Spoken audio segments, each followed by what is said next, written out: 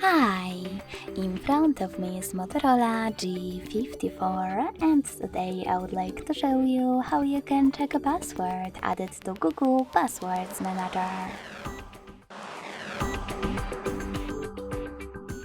Begin by opening Settings and scrolling all the way down to access Google section. Then tap on Autofill, Autofill with Google, and Google Password Manager.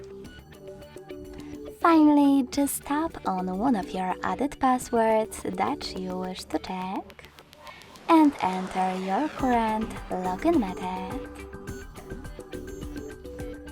Then click on this eye next to your password to make it visible. Thanks so much for watching. If you enjoyed this video, don't forget to leave a like, comment and subscribe. Bye!